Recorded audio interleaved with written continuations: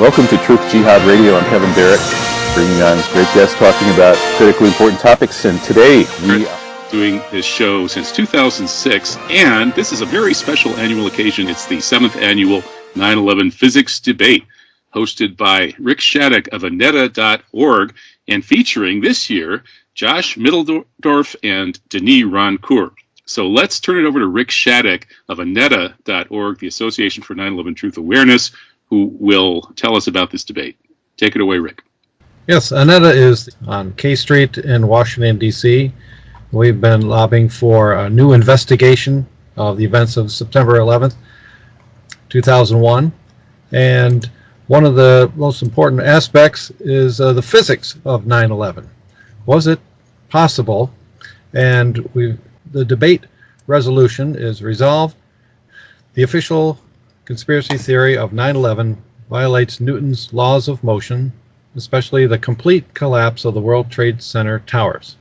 For the debate, we invited physics professors from over 30 universities with the requirements of a PhD in physics and Hertz index greater than or equal to 9.11, as found on their Google Scholar profile, which is where you can find a list of Dr. Rancourt's and Dr. Mitteldorf's many publications in the link in the description below this video.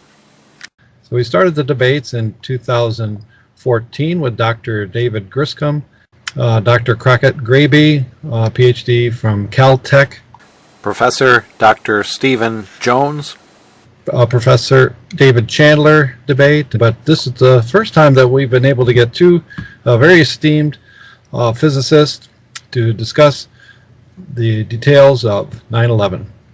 And we're offering an honorarium of 0.00911 Bitcoins to the winner. So thank you very much for this opportunity, gentlemen, and we look forward to hearing what you have to say. Okay, so let's get going here. And by the way, I think that our winners may be donating the Bitcoin to charity or something like that. They're not in it for the money. All right, so let's start with Josh Mitteldorf. Just give us a brief version of why you're convinced that the controlled demolition hypothesis is far more likely than the official version of what happened to both the Twin Towers and Building 7 on September 11th, 2001. There are so many aspects of the 9/11 story that don't ring true and that should raise alarms with any thinking person. Among my friends, each of them has some reason, some hook, where they said, wait, when I heard this, I knew that it was fake. And I'm a physicist. There's nothing that I'm more sure of, I feel more solid about than high school physics. I'm really secure in my knowledge of high school physics. So when I see that the official story violates basic principles of high school physics, that's the hook that brings me in. It's not the thing that will necessarily bring you in. It's the thing that we find most convincing is the thing that touches us where we live. And it's different for each thinking person. I'm going to try to do this in a way that doesn't require an advanced degree in physics to understand. The simplest thing for me is you've seen buildings burn and fall over. You've seen a structure that is taller than it is wide topple over. They don't fall straight down. They don't fall all of a sudden. If a building burns, some piece of it will burn before the rest of it burns, and it will fall off to the side. It's never symmetrical. And the most telltale thing for me is that these three buildings fell straight down into their footprints. That's not a natural event. That has to be engineered in some way. Any natural falling that comes from a fire or an impact would be asymmetric. It would fall to one side, not straight down. Go ahead, Denny. All right. Well, first of all, I want to say that I we've all looked at the film footage of Building 7 collapsing, and also what it looked like before the collapse and where the fires were and how that all looked. And I am personally convinced that Building 7 was a controlled demolition. It really just fell straight down into its footprint, and it didn't get crushed from above. It lost its foundation and then came down onto its footprint. So I would agree, and I think it's a great concern that should be clear to any informed observer that Building 7 was a controlled demolition. So that unravels the whole story for me. I mean, if that was a controlled demolition happening at the same time, then there's way more to this story than just planes hitting the Twin Towers. So that should be like a really certain thing that is a flag that should upset everyone and want to ask questions. One of the amazing things about 9/11 is that there was virtually no journalistic investigations. Mainstream media did not send out investigative journalists to interview passengers and observers and experts on demolition and ask, they didn't do their job. And so the establishment media did not provide the kind of information that in not so long ago, decades ago in the past, when there were major events, they would have done, because there was more, I think, freedom, and there was more journalistic independence. So that was really one of the things that shocked me about 9/11 was the extent to which you didn't get to meet any of the family of the passengers on the planes, or any of the family of victims, however they were victimized. You didn't get to hear the story. You didn't get to see digging up information and trying to put it together. And there was not an industry of information around it. There was instead a bubble of silence that was impenetrable. The only people talking about it were the people who were outside of the mainstream. So that was very shocking to me. Regarding the Twin Towers, I do not believe that their collapse is contrary to the laws of physics in any way. I did some calculations, and I've published this, and I showed that it's quite understandable just in terms of their gravitational energy. First of all, they did not lose their foundation at the bottom. They were kind of broken at the points of impacts of the airplanes. You can see in some of the footage that the top part above the impact kind of bends, and where you can see where the structure has bent. And I've looked at this and talked about it. I mean, there's a lot of energy involved in a high-speed plane. The most of the energy is carried by the heavy motors that didn't come flying out the other side of the buildings. They actually impacted and did their damage in the building. There was an architectural, a man who studied the history of the architecture of putting up those buildings, who showed that the building codes were changed during the building in order to save a lot of money. Normally, the large steel structures that are at the core and that hold this particular design in place would have been encased in cement. That was the building code requirement. That would have cost an awful lot. That's an awful lot of cement. And they replaced that with fireproofing material, which is not as solid as cement. The reason you want to encase the steel in cement is to protect it against fire. That's the whole reason for that code provision. And instead, they showed by this fire retardant material that you could protect steel from fire with this material. The problem is that material is impacted upon with a plane motor or whatever. It just gets totally blown away. So all the fire protection on the steel, a lot of it at those points of impact would have disappeared. And also the plane coming in from one side would have structurally damaged the steel girders on one side, and you can see that the tops of the building kind of when they start to collapse and when the steel is bending, they kind of twist towards where they were impacted, and then it's the top part of the building that comes down, and then everything follows from that. It's the top rushing. And I did the calculation to show people are amazed, there was melted steel, it completely just so on.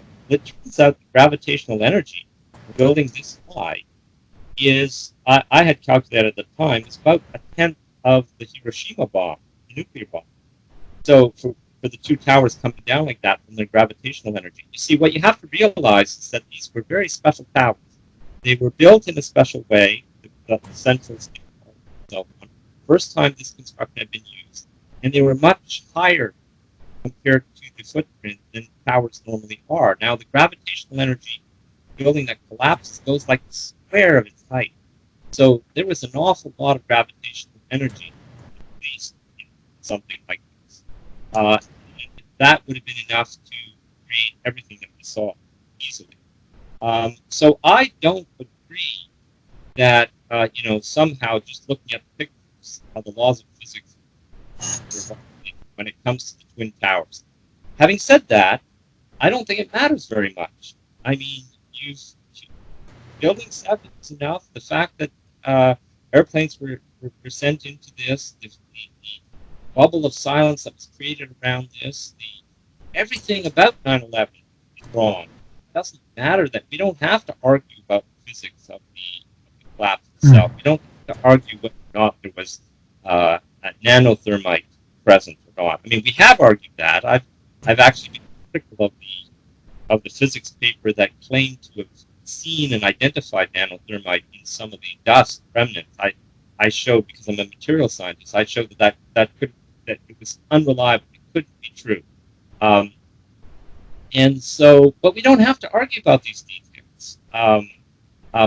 We should be concerned about what the government of the United States has done and was part of, covering up and so on, and that we didn't get the full story. That's where I think we should be concerned. So, Josh, can you respond to what you just heard from Denis, and specifically about his skepticism about what may have happened to the towers? He doesn't believe that the evidence warrants being... Well, let's start with what we agree on. There are so many ways that different people find their entree into 9/11 truth. For some people, the fact that a passport floated down from this building and into the hands of somebody who brought it over to the police, completely unburned, while there wasn't a single body that survived, let alone the airplane remnants surviving these crashes. And yet this passport just floated down out of the sky. That was enough to clue people in that there's something wrong here. For other people, the fact that the administration announced the next day, we know exactly who did it. It was Osama bin Laden. They had the story in advance. That was enough to tip them off. For other people, they said, wait a second, the Patriot Act was a 100-page document in tight legalese prose, introduced into Congress just a few days after 9/11. They didn't start working on it, thinking about it on 9/11. They had this prepared months and months in advance. For other people, the fact that the stocks of the airline companies were heavily short sold by people at Deutsche Bank in the few days before. They said, wait a second, somebody knew about this ahead of time. And one more, going back to Building 7, Building 7 was announced, it was announced that Building 7 was falling down on British television 20 minutes before it actually fell down. There are so many entrees into the idea that we're not being told the whole truth about this. And physics is my entree, as I say, only because that's where I live. So going back to the physics of free fall, yes, Building 7 just looked like a classic demolition. It was within a second of the free fall time, and David Chandler, as earlier editions have documented, David Chandler very carefully measured the acceleration in the first 3 seconds of the collapse, and it was exactly free fall acceleration. So what does that mean? If there's any resistance at all from the building, if the top is pancaking down and like a pile driver collapsing the structure below, then it's got to be slower than free fall. If there's absolutely no resistance in the structural membranes, and say this floor 100 collapses on floor 99, and it's just floor 99 is already so weakened, and everything below it is so weakened that it's just ready to fall if you touch it with a feather. And here floor 100 falls down on floor 99, it still has to sweep up that mass like a snowplow. A snowplow can't go at the same speed as a car because it's pushing the snow ahead of it, more and more snow, and it has to get the snow moving. So just this snowplow effect, if you do the math, it's a simple calculation. Again, it's high school physics. It reduces the acceleration of gravity to 1/3 the acceleration of gravity. So it would reduce the time, it would increase the time by a factor of the square root of 3 over free fall, which means that the twin towers, the two towers, would have fallen in an absolute minimum of 16 seconds. Without this weakening, just the fact that there's the inertia of each floor that needs to be swept up by the floor above it. Just from the inertia, with no structure at all, it could not have fallen down in less than 16 seconds. These two buildings fell down in 11 seconds and 12 seconds. So what does that mean? It means that the bottom must be starting to fall simultaneously with the top. Either that's a tremendous coincidence, oh, the bottom happened to weaken and start to fall at exactly the moment, an hour and a half after impact, that the top weakened and fell, or else this is engineered. There are timed charges that destroy the structural support at the bottom and at the top at the same time. And of course, this is a highly developed technology. It's the technology of demolition. We know how to do that. We know how to put charges in, time them so that the building collapses in on itself instead of falling down in a more haphazard way, which is more likely to result. You can imagine the 100th floor falls on the 99th floor. It's going to slide off to the side. It's not going to pile down, down, down, down through the path of greatest resistance. It's going to fall over to the side one way or another if the official scenario were what was happening. The only explanation I can think of by far is engineered demolition, that the structure on the bottom was destroyed at the same time as the structure at the top, so that the whole thing can start falling at the same time. So to summarize, Building 7 looks like complete classic controlled demolition. Buildings 1 and 2, it looks like other things are happening. It looks like there are explosions, there's molten iron, there are jets that seem to shoot out from the sides, multiple explosions. People in the basement say that they heard explosions minutes before the towers came down. So it's more complicated than simple demolition. And yet we can't explain what happened to building 1 and 2 without some engineering intervention, without the buildings having been prepared in advance for collapse. Over to you, Denny. Yeah, no, I don't even know if, well, okay, since I can't agree with this. This whole idea that it would have had to be 16 seconds, I mean, you'd have to look at that calculation. It's not as trivial as you claim. You've got a large part of the building that is weakened at a connecting point bends and crashes down on the rest of the building, and then the mass of that entire section is coming down and crushing things as we go. The details of that calculation, you allude to a snowplow effect. I don't think it's that simple at all, and I'm not sure about even the accurate measurement of how you decide that it was 11 or 12 seconds. What point do you start to consider? What point do you look at? When do you stop counting? There's a lot of uncertainty here, and there would be a lot of uncertainty in the calculation of the 16 seconds as well. And I don't recall, but if you just let a free fall object fall that total height without air resistance, what would the time be for that? I forget.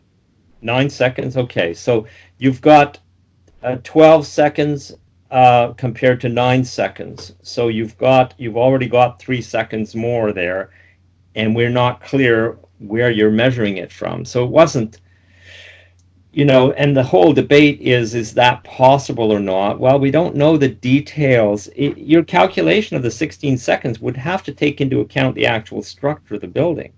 A lot of the strongest parts, the central part, were not just, these weren't just flat horizontal floors held by weak links that were collapsing onto each other. That, I'm sure, is completely wrong, having looked at the schematics and so on. So you can't do a calculation assuming that, which is the sort of the simplified snowplow idea, I guess. The pancakes coming down, I don't think that calculation is anything like that. And when you look at the mess at the end, there is a large central structure which looks like that structural thing that's sticking out. Okay, so in a sense, it's much longer than 16 seconds because it hasn't completely collapsed down. I mean, it seems to me if you were demolishing it, you would have ensured that central structural element would be taken down early, but it survives. So I think there's much more going on than this simple calculation that you say gives a golden 16 seconds, which is different from the 12, and therefore there must have been this sophisticated prepared and timed demolition. I think that's just a huge stretch, but I'm not prepared to debate it in detail. We would have to do calculations, have a structural model of the building, where the mass was distributed, and so on. There are certain calculations you can do simply. We know the total weight of the building. We know how it's distributed in height. Like I said earlier, I calculated the energy release just from the gravitational energy, which would have to be about 1/10 of the Hiroshima bomb. So that's enough to create a lot of the explosions and flying debris and all kinds of things that you've mentioned, and even molten steel at the bottom. A lot of that is, I mean, the energy was available to do that without any other explosives or anything being required. I'm convinced of that. So I just don't see it as simple physics is such that there must have been controlled demolition. To me, that's just outlandish. I don't see it. But what's the point of trying to debate this without actually looking at calculations and models of the building and so on? And then you get into a whole big thing. It becomes technical. Why does this matter? There are more important questions. For example, government lies to us about huge and very important things. 9/11 is not even particularly outstanding in terms of the size of a lie. When you look at the magnitude of lies that the establishment maintains and it keeps us in ignorance about, and it's huge. So in a sense, it's almost immature to say, look, if we can prove that 9/11 was somehow very special, then that will show that the government lies. Well, if you don't know that the government lies, I mean, it's based on lies. The whole edifice is based on lies. Those, I think, are more important things to talk about. For example, if I had to ask, what is the biggest lie? What's the biggest lie in our society regarding our system? I'm sure we could come up with many that are much bigger than 9/11. One that I have studied and talked about often is establishment medicine. Establishment medicine is the third largest killer in the Western world, and the fourth is long below. Now, so medicine, the treatments, the false diagnosis, the medications, everything, it's deadly stuff, and this is covered up. You could argue that life expectancy would increase in the Western world. That calculation you could do. It's not hard to do in the Western world if medicine were just to stop operating. If you stop. Denny, I'm sorry to interrupt, but we need to do a radio show on that topic. You and I can definitely talk about medical nemesis by Ivan Illich.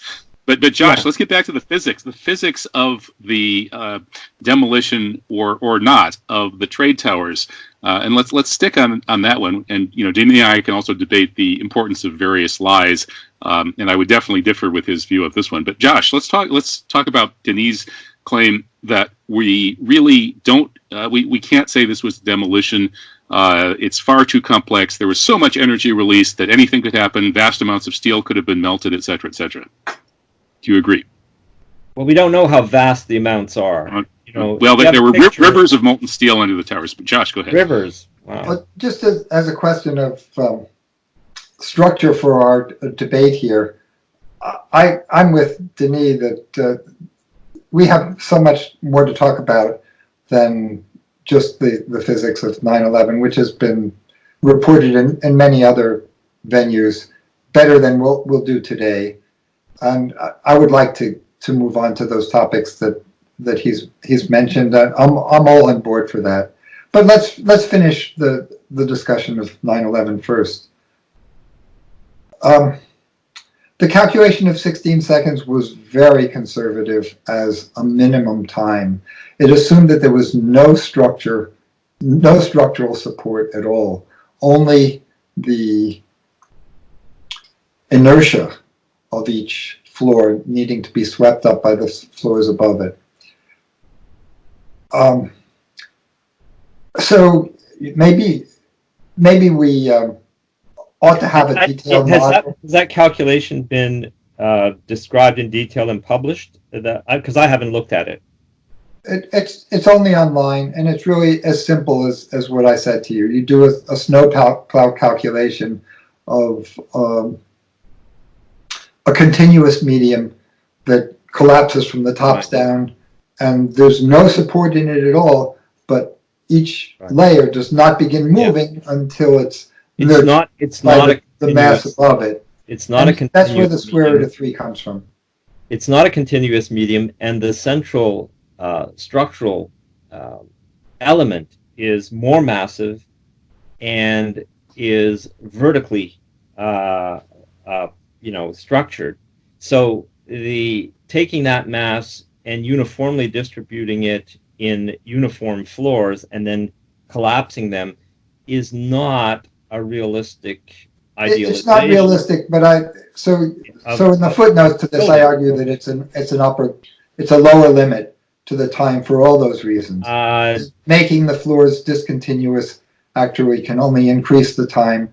The floors are discrete rather than a continuous. No. If what I'm saying is right, then the massive central structure would not come down at the same time. The floors would collapse around it, and they'd be lighter, so they could, they would be much lighter.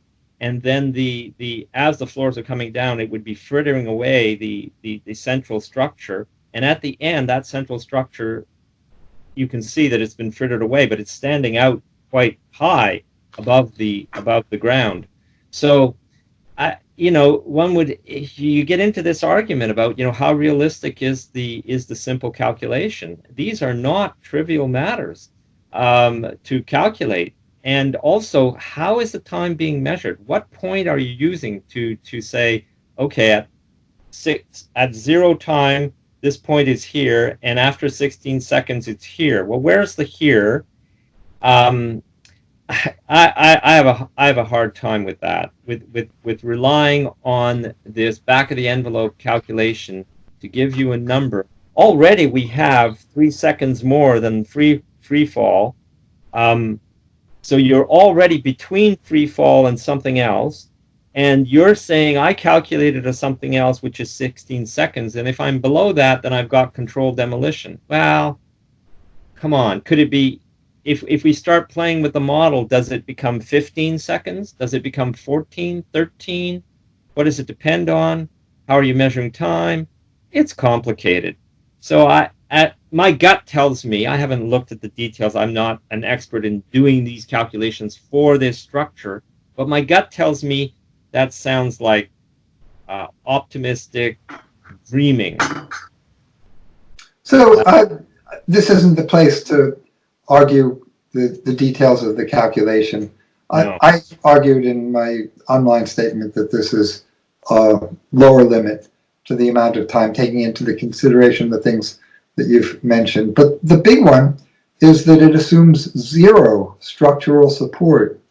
And these buildings were built to withstand an airplane impact. They were built to withstand temperatures much higher than the 1,000 degrees or so that you can get from a jet fuel fire, let alone, I mean, the jet fuel was gone within minutes. And this towers fell an hour later.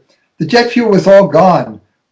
How did the idea that these steel beams all melted and melted at exactly the same time and melted at the top and the middle and the bottom all at once, the real world doesn't work that way. It has to be engineered.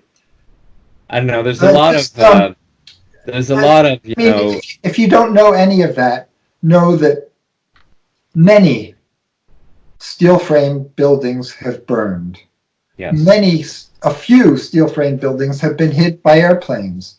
And before 9/11 and after 9/11, not a single one came down at all, let alone whoosh, down in 10 seconds. Yeah, there were no buildings like this. You can't bring a steel frame building down with a fire. And you can't bring a steel frame building down with an airplane impact. You can't simplify the problem by just using the term steel frame building. These buildings were unique when they were built, and they're still unique. No, buildings aren't built this way. They were uniquely high, they were uniquely engineered, and they changed the building codes uniquely for these buildings. You can't just say, you can't make these kinds of comparisons. Just their height, as I mentioned earlier, the gravitational energy that is available goes like the square of the height.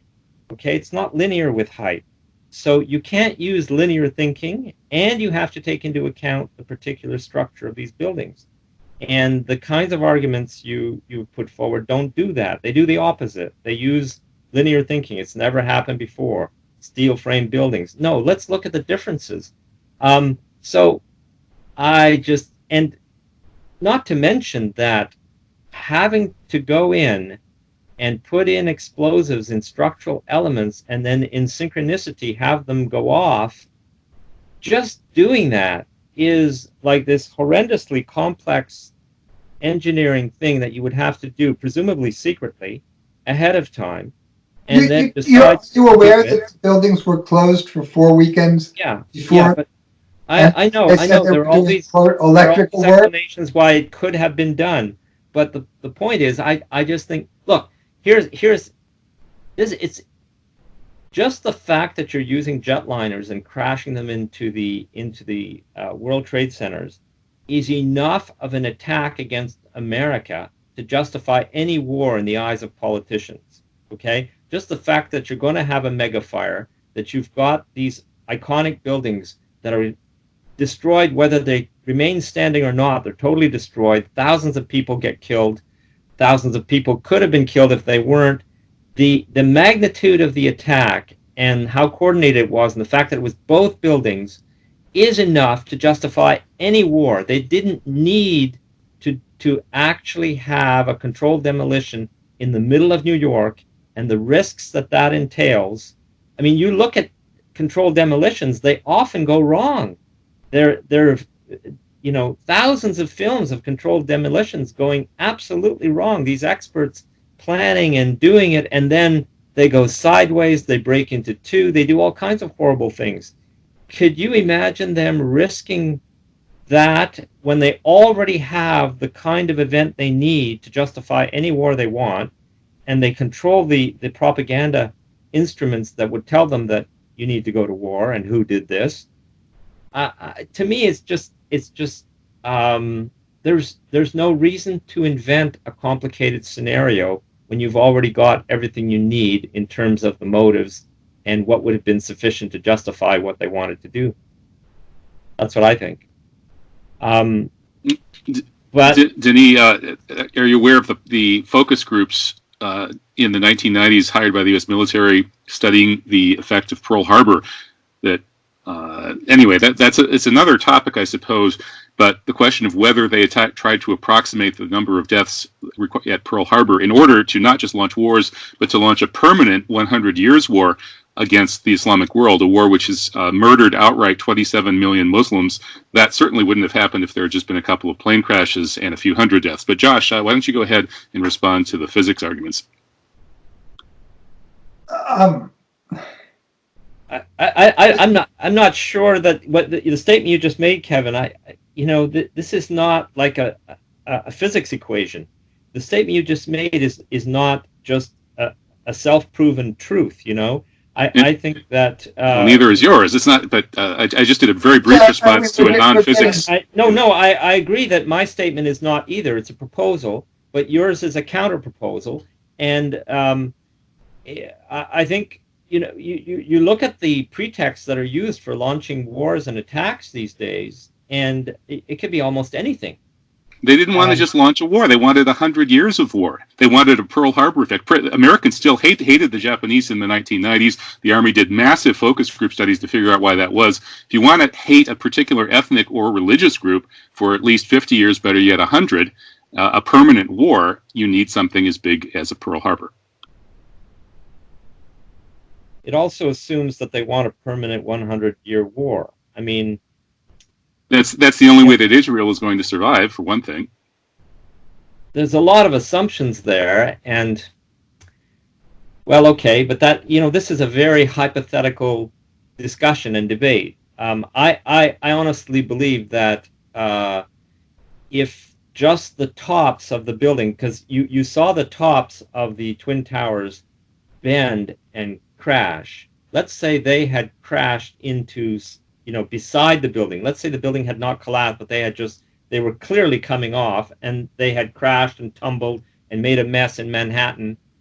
I'm pretty sure that would have been enough for the wars. You didn't need controlled demolition and into the footprint to have a very violent response by America and convincing people that we need to go and get these terrorists in caves in Afghanistan and so on.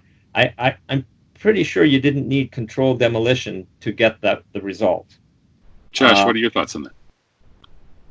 Yeah. I'm curious about your take on that argument, even though it's not physics, but it's interesting. I'm reluctant to speculate about the motivations of people who are doing things that are so heinous and so irrational that I can't put myself in their shoes. I can't imagine what they're thinking. I come back to the physics where I feel like I have some solid ground. So Denis stated that there's plenty of energy coming out of these things to account for molten steel at the bottom. And that's not true. You have to look at the energy per unit mass. Yeah, you could get enough energy to melt some steel, but it wouldn't be concentrated in the steel. It would be spread over the steel and the concrete and everything else. If you just calculate the amount of energy per unit, let me finish.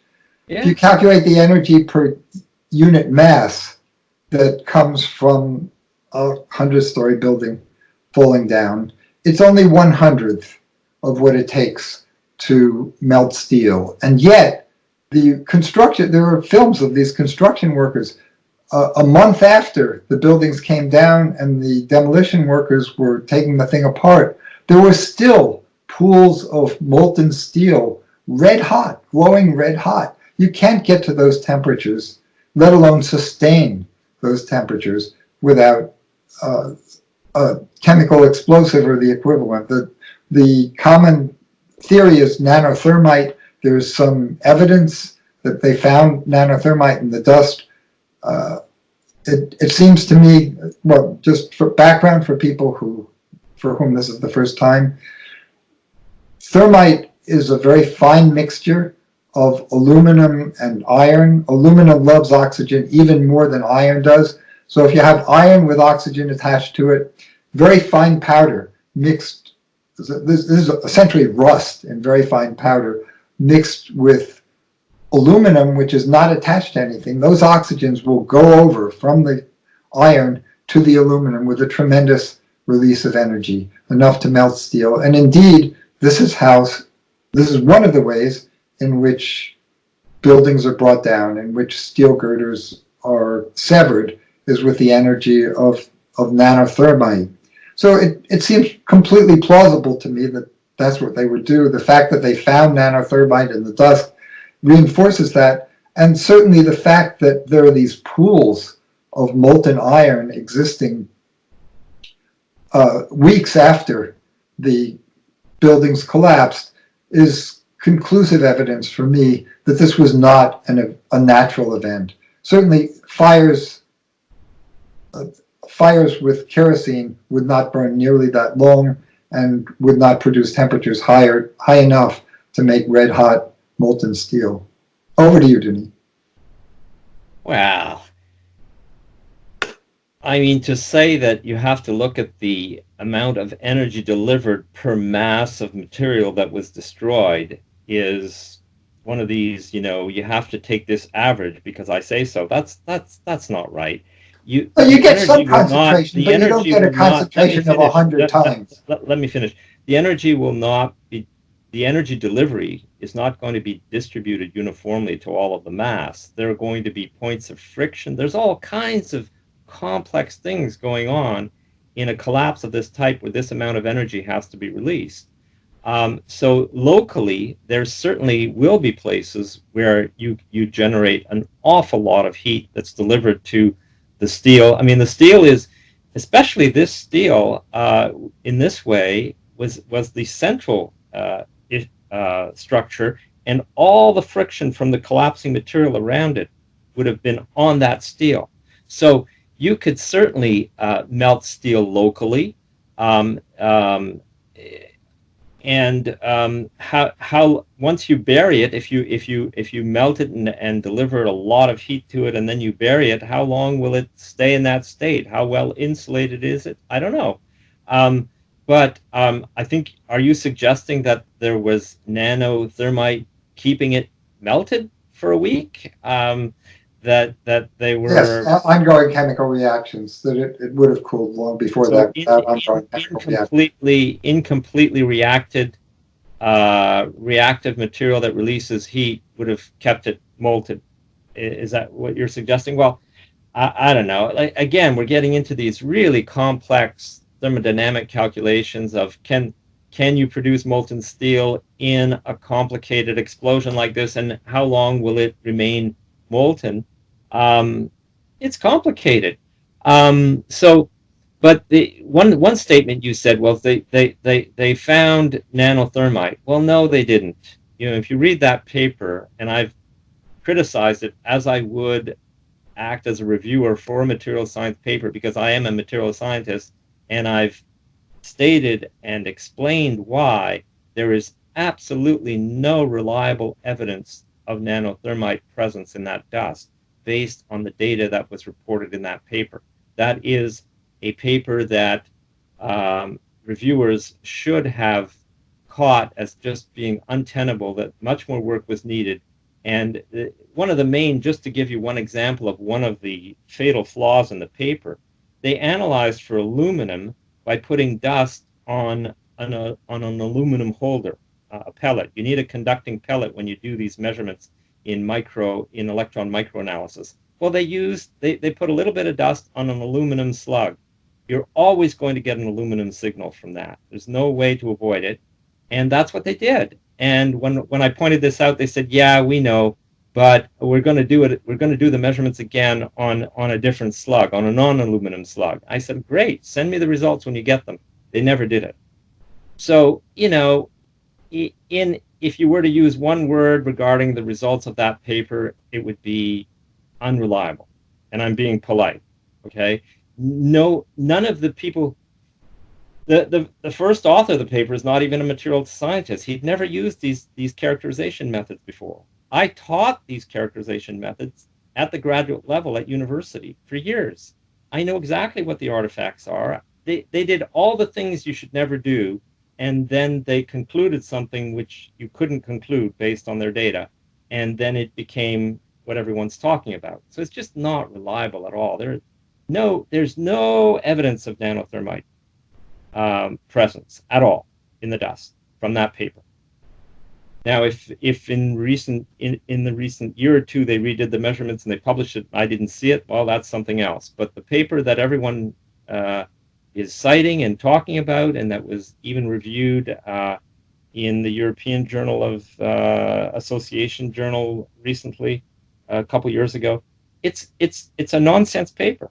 I'm sorry, but it's wrong, and it normally would not have been published. Now, I'm fine with people publishing things on the internet and having it critiqued openly and so on, but normally using rigorous peer review, that paper would not have been published. In fact, 2 editors-in-chief of that publication resigned over that paper, 2 in a row.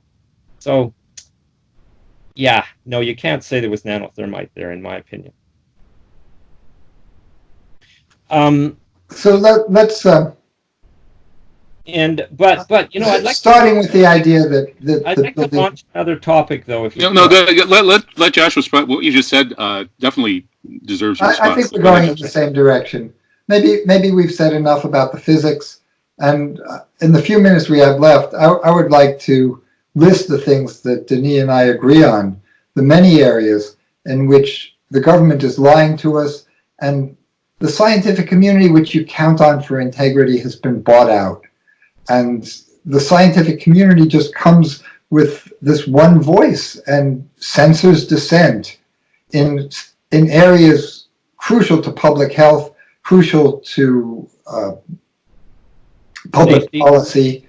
Yeah. There's one area after another. And in that context, it's so much easier to accept that that the government is lying to us about 9/11. So let me list a few of my favorites, and Denis, I'm happy to hear yours.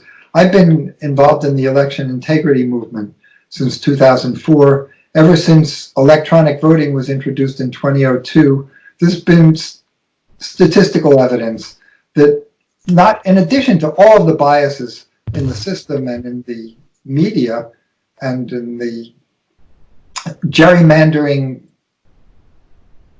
in paying for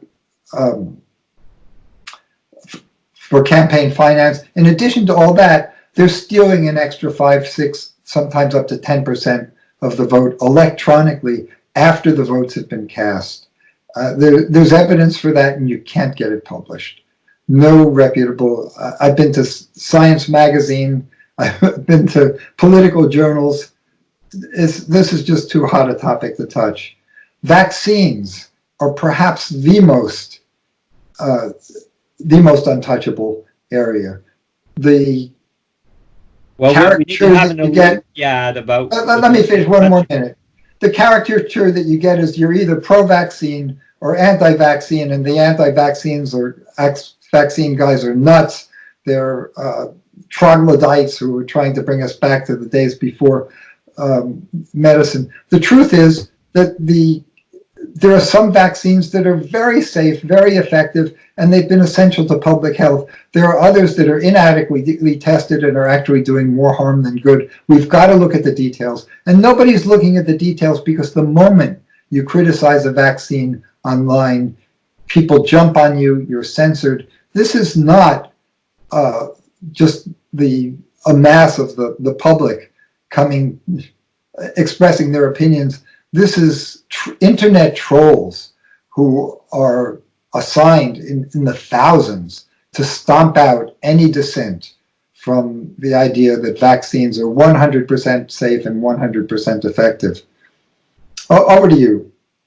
I agree that the anti-vaccine criticism is being systemically crushed, and we have to add, and I think we agree on this, vaccines are dangerous and do a lot of harm. I mean, it's not an accident that there's a whole government department that's in charge of handling complaints and compensating people for millions of dollars per year continuously, and that you cannot that the companies that make these things cannot be found legally liable because there's a law that protects them.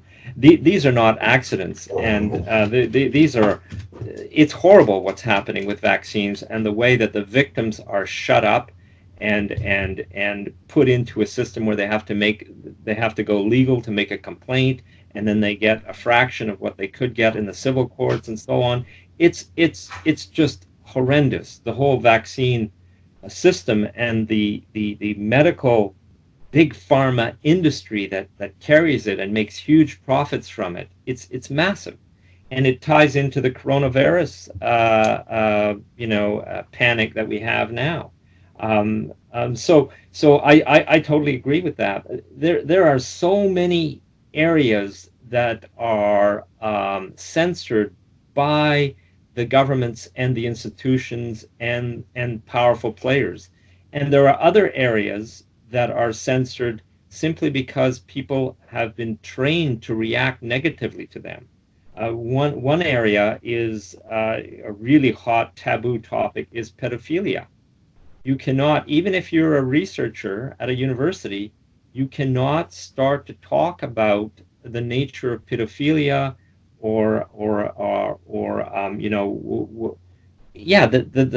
the nature based on your research of pedophilia. You're going to be lynched, literally, almost literally lynched by mobs of people who are very concerned. As soon as you have the image of a child being sexually molested, people lose it and become vicious, and the true phenomenon of mobbing occurs. I would say that that's an example where we've been trained to respond to certain triggers, and it's cultural that we respond that way. And Just, I agree with this completely. Just let me insert that Jeffrey Epstein last fall was, there was a danger that this was all going to come out, and Jeffrey Epstein was suicided, and within days, the media just moved on. There's a whole mountain of horrific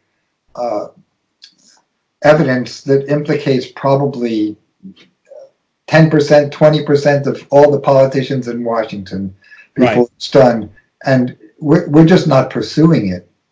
Right. That's the other side of it. I was talking about even just an academic's possibility of discussing it as a phenomenon, and you're talking about how it's prevalent that there are these monsters that are exploiting young people sexually in this way, and that it's systemically organized and so on, and that it's being covered up. And there's lots of cases where rings and organized networks like that have been shown to exist. They come up all the time, even in small towns. It's my belief that the reason for this is that pedophilia is so shocking that there's a concerted campaign to get politicians caught on camera in compromising positions, and then they can be blackmailed.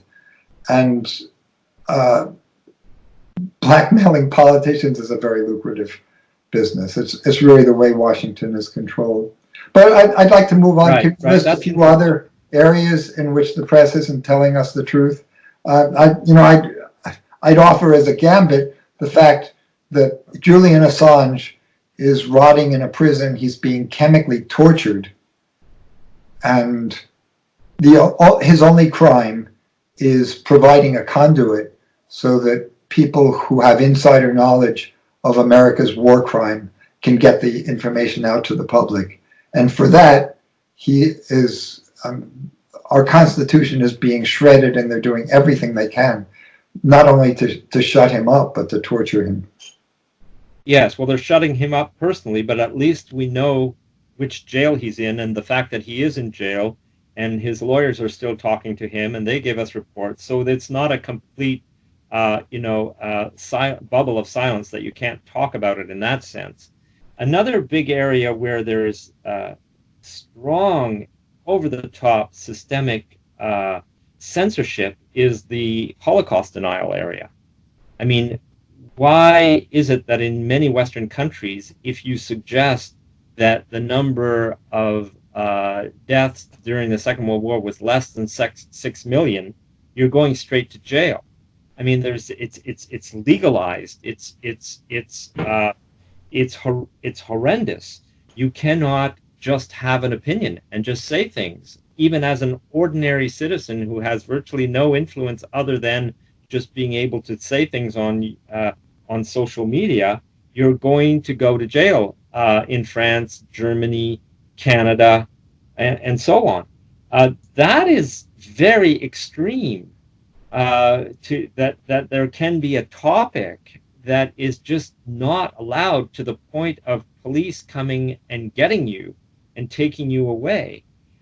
So there are things that are censored because we've been trained and we have a guttural reaction and there's a mobbing that occurs, and there are other things that are very, very much state organized.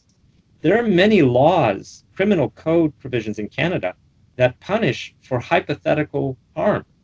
You don't have to prove that there was actually a victim that was harmed. You don't have to prove that the harm was caused by the person you want to put in jail, and you don't have to prove that there's a causal link. There are many provisions in the criminal code that are precisely like that, and it's frightening when you think of it. It destabilizes society that the state can act in such an arbitrary way. I think it destabilizes a democratic society to have laws like that. So there are many areas of censorship and control that are bad for society, but that are part of the power structure as it exists now. I wrote a big paper that explores 3 big areas of state control and censorship. And the 3 areas are gender politics, things related to gender, anti-racism politics, and climate science.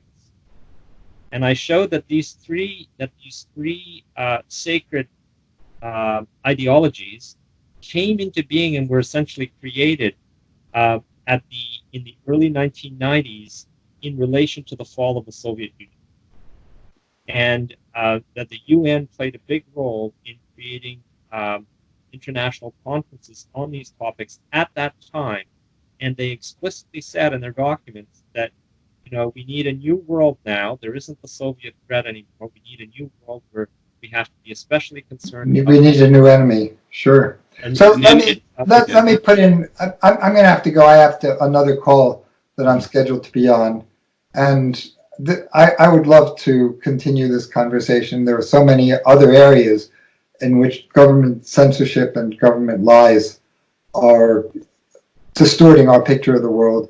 The one that's most topical right now is that there's credible evidence from the genetics that the origin of the Wuhan coronavirus was in a bioweapons lab.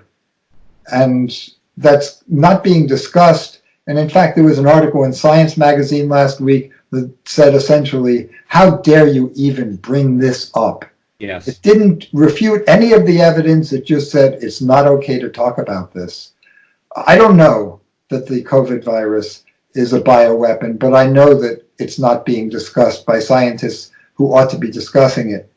And I do know that the Lyme disease virus, the Lyme bacillus, yes, is definitely a bioweapon, and that information is documented in a book that came out a year ago. Yeah. And again, it's not reaching the public. It's not being discussed in mainstream journals or in the mainstream press. So that sets a precedent. We know that the US and China both have extensive bioweapons research facilities to the extent of tens of billions of dollars a year. And we have to ask the question, where did the COVID virus come from? Well, sign off. You have to sign off? Okay, I think we've hit the end of this particular 9/11 physics Okay. debate. Well, thank you so much, both of you, Josh Mitteldorf and Denis Rancourt, and Rick Shattuck of 9/11 Association for 9/11 Truth Awareness. Please wrap it up. Thank you so much. This has been a very stimulating, interesting debate from two top physicists, one from the University of Ottawa and Josh Mitteldorf, PhD in astrophysics from the University of Pennsylvania. And we're so happy that you've participated in this debate. We budget about, with our limited donations, about $100, especially since Bitcoin is down to about 5,000 now, and we'll be sending you both the 0.00911 Bitcoin. So thank you so much. Yeah, You can use for whatever your research, or give it to your favorite charity. I was at the University of Ottawa, no longer. Oh. All right. Another great mind outside the academy. Well, thank you so much, everybody. This is the kind of conversation I really enjoy, and look forward to carrying on more such conversations with all three of you in the future. So, good night. God bless. Bye-bye. Bye now. Yeah.